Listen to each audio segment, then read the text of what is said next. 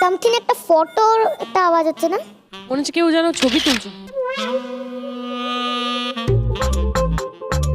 আজকে কি photographer?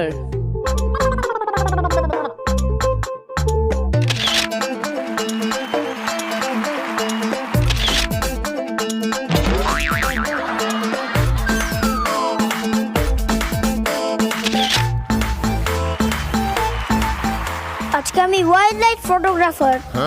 Wild life হয়ে গেল? ওই জন্য অঙ্কুশ দাদার ছবি তুলতে এসেছি।